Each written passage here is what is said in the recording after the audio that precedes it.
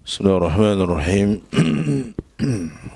Assalamualaikum warahmatullahi wabarakatuh.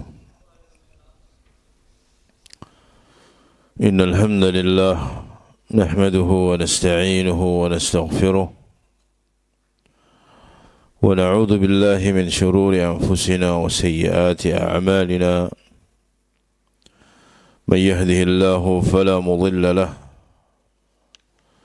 ومن يضلل فلا هادي له أشهد أن لا إله إلا الله وحده لا شريك له وأشهد أن نبينا محمدا عبده ورسوله اللهم صل وسلم وبارك على عبدك ورسولك محمد وعلى آله وصحبه ومن استنى بسنته واقتفى أثره إلى يوم الدين. أما بعد، إخواني في الدين أعزكم الله. InsyaAllah ta'ala kita lanjutkan kajian kita dengan kitab Syarah Manzumah Ha'iyyah yang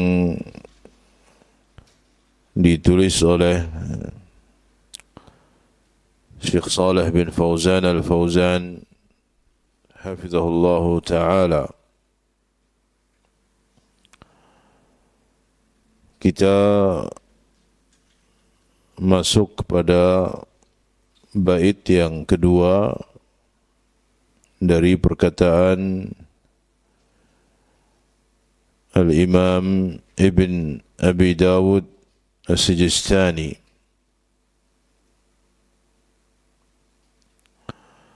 Beliau rahimahullah mengatakan, wadin bi kitabillahi was sunanil lati atat an rasulillahi tanju wa tarbahu. Dan beragamalah dengan kitabullah, dengan Al-Quran, dan dengan sunnah-sunnah yang datang dari Rasulullah sallallahu alaihi wasallam. Tanju wa tarbahu, niscaya engkau akan selamat dan beruntung. Syekh Saleh bin Fauzan Al-Fauzan beliau menjelaskan, qaulun nadhimi rahimahullah wadin, perkataan an-nadhim rahimahullahu ta'ala, wadin yani ittabi' fi dinika kitab Allahi. Artinya, ikutilah di dalam agamamu kitabullah. Ikutilah kitabullah di dalam agamamu, di dalam engkau beragama. Wattabi' sunan ar-rasuli sallallahu alaihi wasallam, dan ikuti pula sunnah-sunnah Rasulullah sallallahu alaihi wasallam. Faj'al 'amalaka ma'khudhan min kitabillah. Jadikan amalanmu diambil dari kitabullah. Jadikan amalanmu diambil dari kitabullah, dari Al-Quran. Wa min sunnati Rasulillah sallallahu alaihi wasallam, dan dari sunnah Rasulullah sallallahu alaihi wasallam.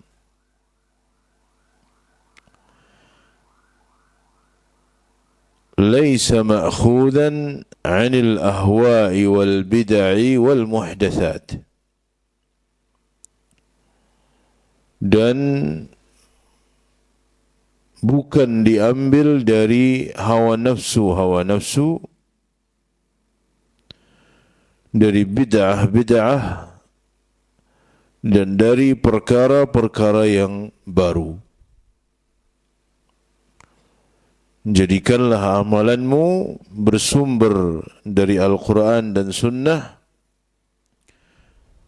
bukan dari hawa nafsu dan bid'ah.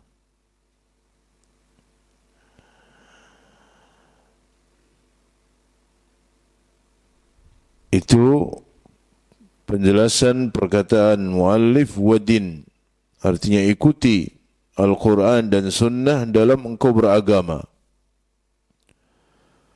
Demikian pula ketika engkau beramal, ketika engkau beribadah, jadikan landasan ibadahmu,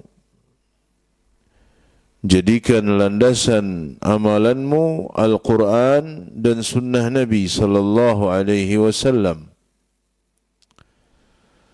Jangan engkau jadikan hawa nafsu dan bid'ah sebagai landasan dalam engkau beramal.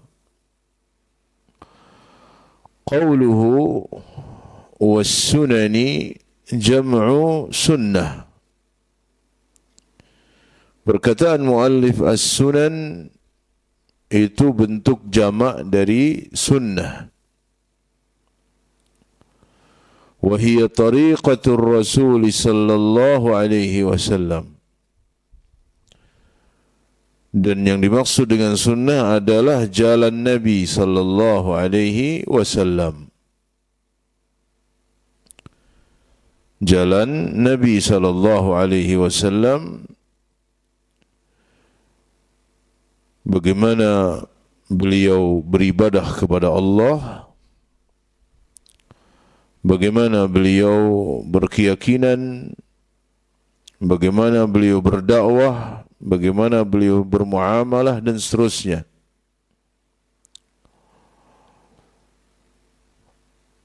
Al-Qail, yang Nabi sallallahu alaihi wasallam bersabda, "Alaikum bisunnati." Wajib atas kalian berpegang dengan sunnahku. Ay tariqati, maksudnya adalah jalanku. Maka sunnah yang dimaksud di sini adalah jalan yang ditempuh oleh Nabi sallallahu alaihi wasallam. Bukan maksud dari sunnah ini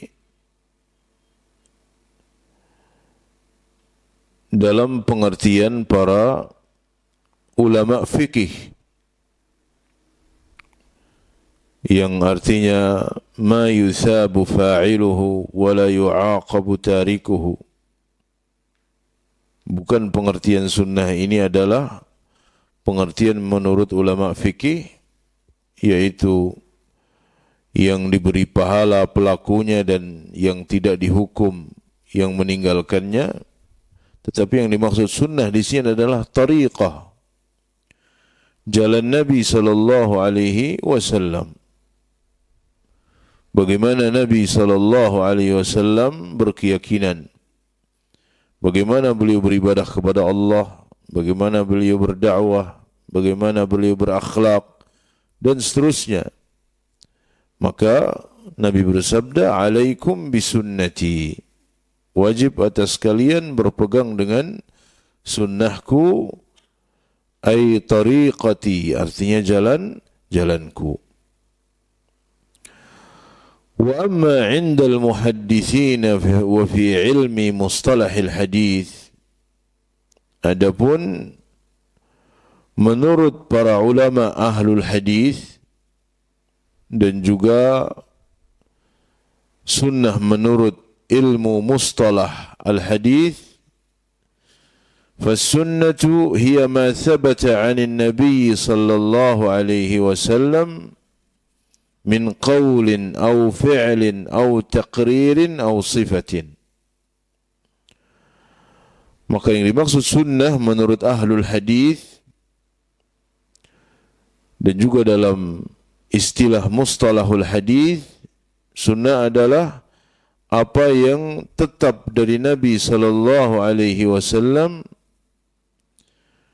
min qaulin, baik itu perkataan, au fi'lin ataupun perbuatan, au taqririn ataupun pembenaran, au sifatin ataupun sifat. Ini menurut para ulama ahlul hadis. Falaha itlaqun amun. Maka sunnah ini memiliki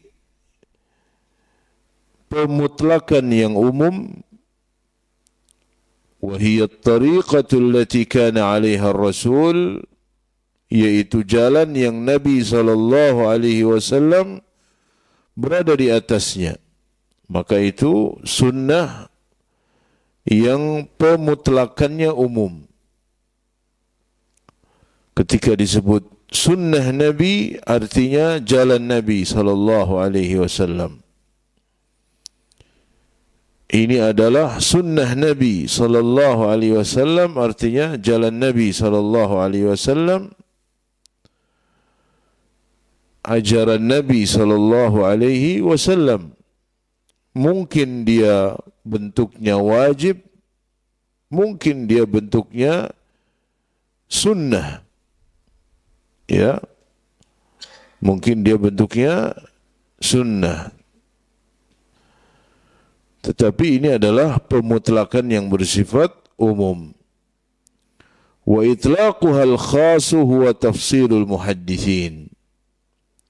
Sedangkan pemutlakannya secara khusus, maka itu sesuai dengan perincian yang dijelaskan oleh ahlul hadis, bahawa sunnah itu adalah apa yang tertetapkan dari Nabi sallallahu alaihi wasallam, baik itu perkataan, perbuatan, pembenaran ataupun sifat.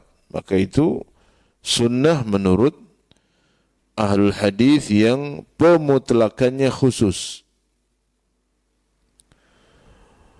Tetapi yang dimaksudkan dalam perkataan muallif ini adalah itlaqun 'am, pemutlakan yang sifatnya umum.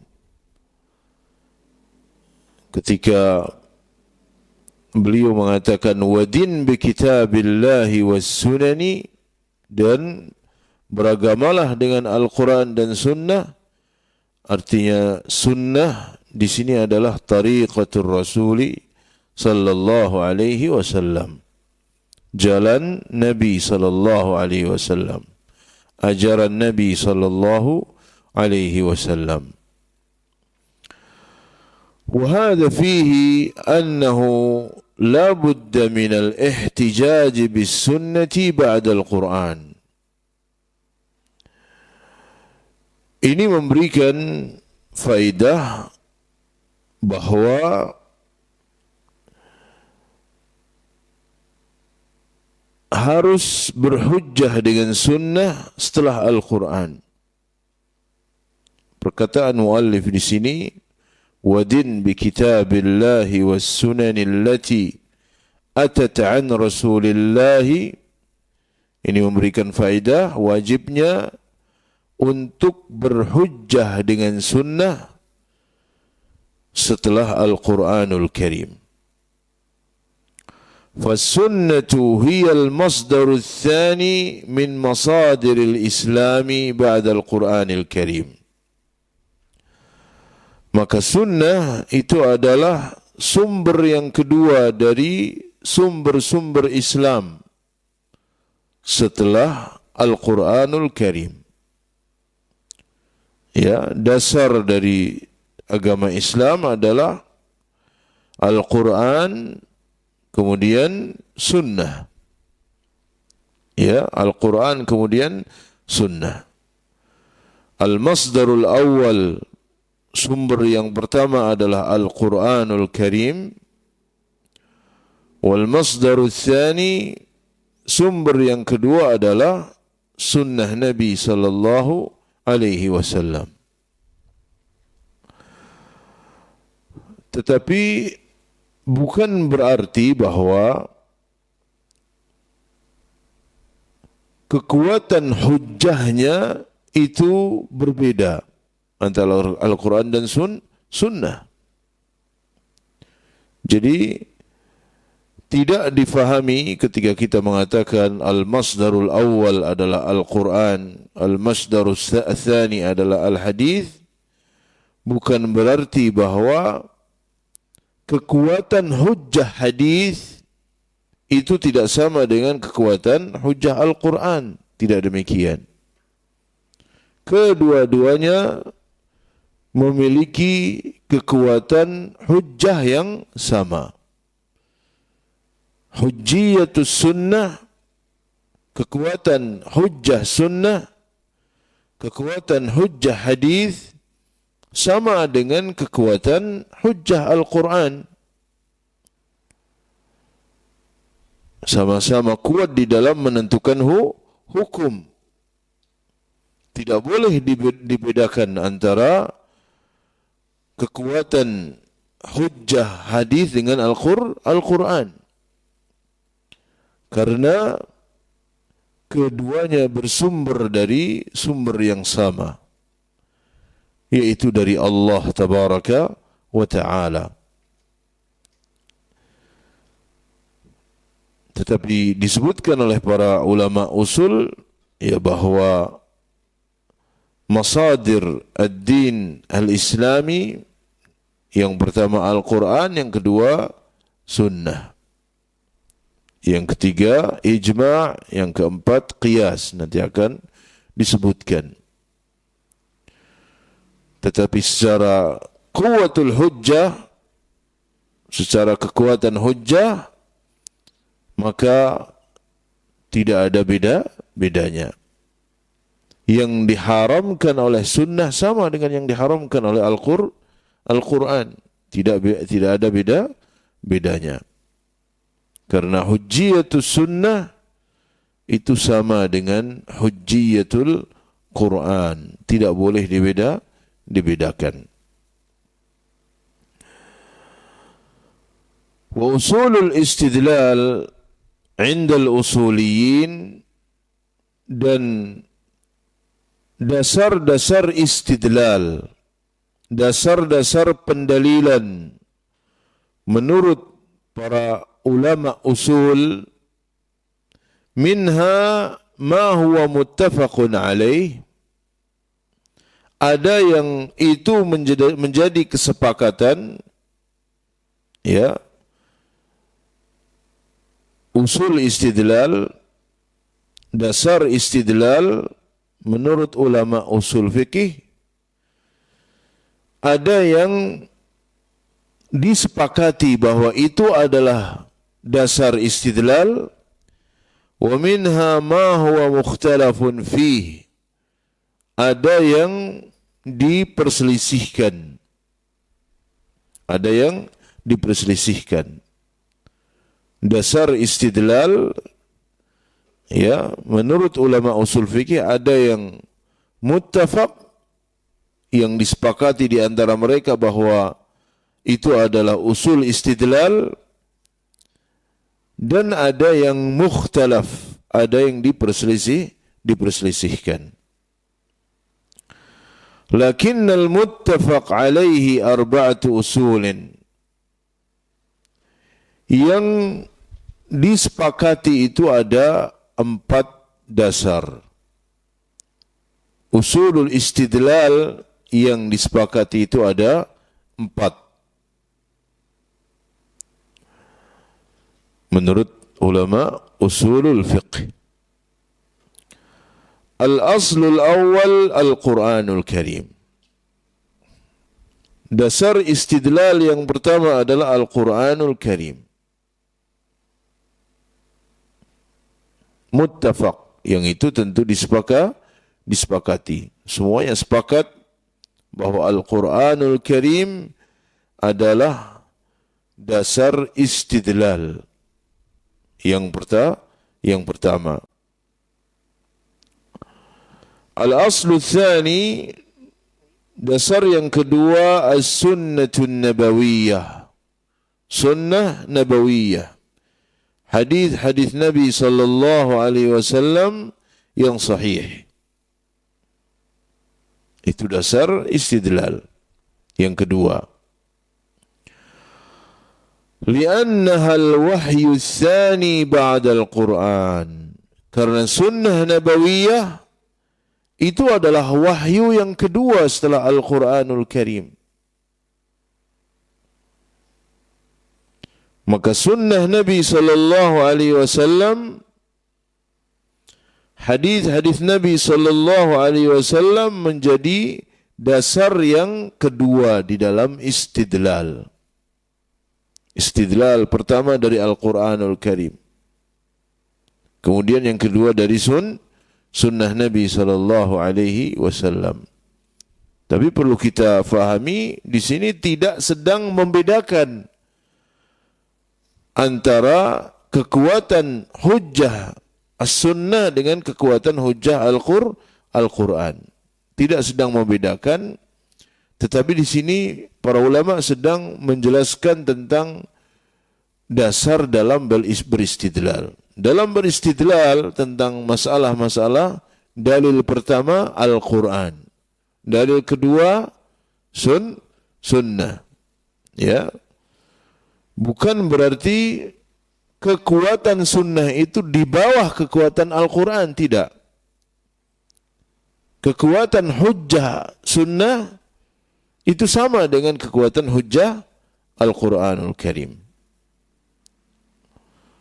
Dan ini sebagai bantahan bagi orang-orang yang mencukupkan diri dengan Al-Quranul Karim, yang menganggap bahwa hadis itu adalah perkataan Nabi Muhammad yang bisa salah, bisa benar. Oleh karena itu mereka mencukupkan dengan Al-Quran. Nanti akan beliau sebutkan di sini. Maka wahyu adalah maka sunnah adalah al-wahyu tsani, wahyu yang kedua setelah Al-Quranul Karim. Dan ini berdasarkan ayat-ayat dalam Al-Quranul Karim. Allah tabaraka wa ta'ala berfirman dalam surat Al-Hasyr ayat 7, وَمَا آتَاكُمُ الرَّسُولُ فَخُذُوهُ وَمَا نَهَاكُمْ عَنْهُ فَانْتَهُوا. Dan apa yang dibawa oleh Rasul, apa yang datang dari Rasul, fakhudhuh, ambil oleh kalian. Wa ma nahakum anhu fantahu, dan yang kalian dilarang olehnya tinggalkan. Apa yang datang, yang dibawa oleh Rasul, ambil. Dan yang dilarang, tinggalkan. Maka ini perintah dari Allah untuk mengikuti sunnah, untuk mengikuti hadis Nabi sallallahu alaihi wasallam. Wa ma atakumur rasulu fakhudhuh. Yang ini menunjukkan bahwa as-sunnatun nabawiyah adalah wahyu yang kedua. Karena Allah perintahkan untuk mengambilnya. Wa ma nahakum anhu fantahu. Dan yang Rasul larang atas kalian, tinggalkan. Wa yaqulu jalla wa ala, Allah juga berfirman, falyahdharil ladzina yukhalifuna an amrihi an tusibahum fitnatun aw yusibahum adzabun alim. Surat An-Nur ayat 63. Falyahdharil ladzina yukhalifuna an amrih. Hendaknya berhati-hati orang-orang yang menyelisihi perintahnya. An tusibahum fitnah, mereka akan tertimpa fitnah. Au yusibahum adzabun alim, atau mereka akan tertimpa azab yang pedih. Falyahdharil ladzina yukhalifuna an amrihi. Berhati-hatilah orang-orang yang menyelisihi perintahnya, yaitu perintahnya Nabi sallallahu alaihi wasallam. Bahkan Allah mengancam an tusibahum fitnah. Mereka akan tertimpa fitnah, au yusibahum adzabun alim, atau mereka akan tertimpa azab yang pedih. Hada huwal aslu tsani. Ini adalah dasar yang kedua. Wa huwa sunnatur Rasul sallallahu alaihi wasallam, yaitu sunnah Nabi sallallahu alaihi wasallam. Jalan Nabi sallallahu alaihi wasallam, ajaran beliau alaihi salatu wassalam. Wa huwa sallallahu alaihi wasallam kama wasafahu rabbuhu wa ma yantiqu 'anil hawa in huwa illa wahyu yuha. Dan Nabi sallallahu alaihi wasallam sebagaimana Allah sifati beliau bahwa Nabi wa ma yantiqu 'anil hawa, beliau tidak berbicara dengan hawa nafsunya. Wa ma yantiqu 'anil hawa, dan tidaklah dia Muhammad berbicara dari hawa nafsunya.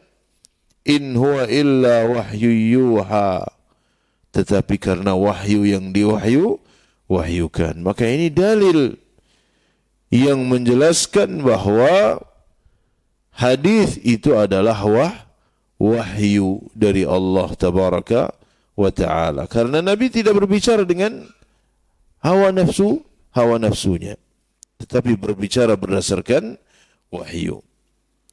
Walihada yasifuha al-ulama'u bil wahyi tsani ba'da al-Qur'anil Karim. Oleh karena itu, para ulama mensifati sunnah itu dengan wahyu yang kedua setelah Al-Quranul Karim. Ya, sunnah adalah wahyu yang kedua setelah Al-Quran Al-Karim. Fama sahha an Rasulillah sallallahu alaihi wasallam wajib alaina akhdhuhu wattiba'uhu wal amalu bihi. Maka apa saja yang sahih dari Nabi sallallahu alaihi wasallam wajib kita ambil, wajib kita ikuti, dan wajib kita amalkan. Ya, apa saja yang sahih dari Nabi sallallahu alaihi wasallam maka wajib kita ambil, wajib kita ikuti, dan wajib kita amalkan. Sawa'an kana mutawatiran au ahadan, baik sifatnya itu mutawatir ataupun ahad. Mutawatir adalah hadis yang diriwayatkan melalui jalan yang banyak, mutawatir. Ataupun ahad yang hanya diriwayatkan dari satu jalan saja. Jika itu sahih, harus diikuti, harus diambil, harus diikuti, dan harus diamalkan. Tidak membeda-bedakan antara hadis yang mutawatir dan ahad di dalam ittiba dan di dalam mengamalkan. Ya, Ahlus Sunnah wal Jamaah tidak membedakan antara hadis mutawatir dan ahad di dalam kewajiban untuk mengikuti. Secara sifat dari hadis ada yang mutawatir, ada yang ahad. Tetapi kewajiban mengikutinya itu wajib. Wajib untuk diambil dan wajib untuk diikuti. Tidak boleh dibeda-bedakan. Khilafan lil mubtadi'ati alladhina yunkiruna sunnah. Berbeda dengan ahlul bid'ah yang mengingkari sunnah. Atau berbeda dengan ahlul bid'ah yang hanya memakai hadis-hadis mutawatir. Mereka mengatakan bahwa hadis-hadis ahad tidak bisa dipakai dalam perkara-perkara akidah. Maka ini adalah satu penyimpangan yang menyelisihi prinsip Ahlus Sunnah wal Jamaah. Ataupun berbeda juga dengan orang-orang yang mengingkari sunnah, yang tidak mau berpegang dengan sunnah, yang tidak mau memakai hadis. Tidak mau memakai hadis. Wa yaqulun, mereka mengatakan yakfina al-amalu bil Quran. Cukup kami mengamalkan Al-Quran. Ya, cukup Al-Quran, tidak perlu hadis. Cukup Al-Quran saja.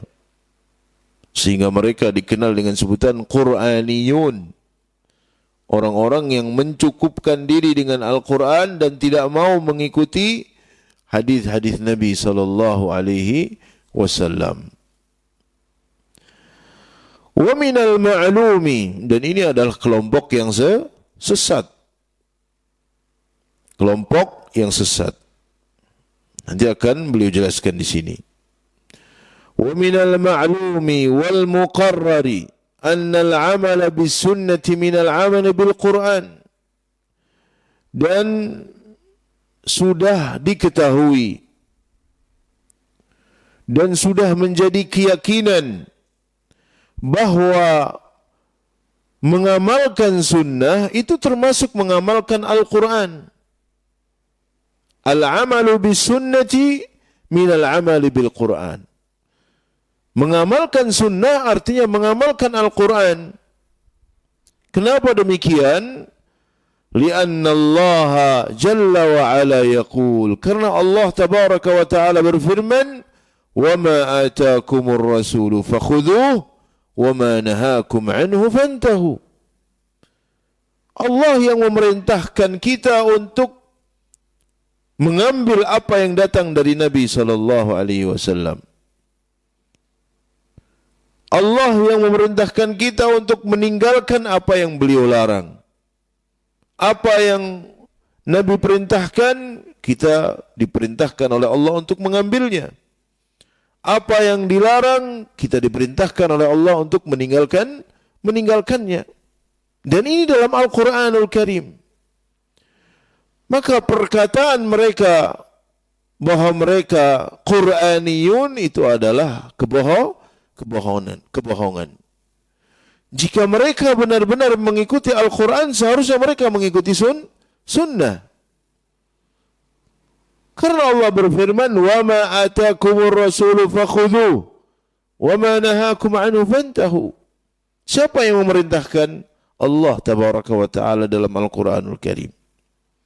Wa haula'i yaqulun yakfina Al-Quran. Sedangkan mereka mengatakan, cukuplah bagi kami Al-Quran. Taib, cukup bagi kalian Al-Quran. Maka amalkan ayat ini. Ayat yang memerintahkan untuk mengikuti Nabi sallallahu alaihi wasallam. Wa qala jalla wa ala, Allah juga berfirman, "May yuti'ir rasul faqad ata'a Allah." Siapa yang taat kepada Rasul berarti dia taat kepada Allah. Wa qala ta'ala, Allah berfirman, "Wattabi'uhu la'allakum tahtadun." Dan ikutilah Rasul agar kalian mendapatkan petunjuk. Wa qala, Allah juga berfirman, "Wa ati'ur rasul la'allakum turhamun." Dan ayat-ayat yang banyak yang memerintahkan kita untuk mengikuti Nabi sallallahu alaihi wasallam. Maka kalau mereka mengatakan bahwa kami cukup dengan Al-Quran saja, itu adalah kebohongan. Ya.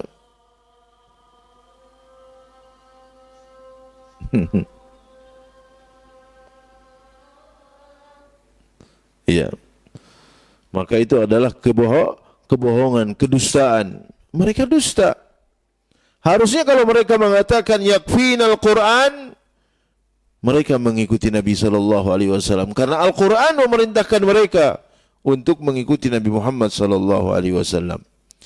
Fahaulai kadzabu fi qaulihim, maka mereka dusta di dalam klaim mereka na'malu bil Qur'an. Mereka mengklaim kami hanya mengamalkan Al-Qur'an. Kami hanya berpegang teguh dengan Al-Qur'an. Karena Al-Qur'an datang dari Allah tabaraka wa taala. Dan hadis dari Nabi, dan Nabi itu manusia. Dusta perkataan mereka ini. Fahum lam ya'malu bil Qur'an.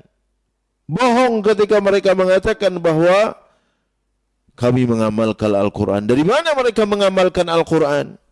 Bahkan sebaliknya, mereka tidak mengamalkan Al-Qur'an. Mereka tidak taat kepada Allah tabaraka wa ta'ala. Lamma 'attalus sunnah.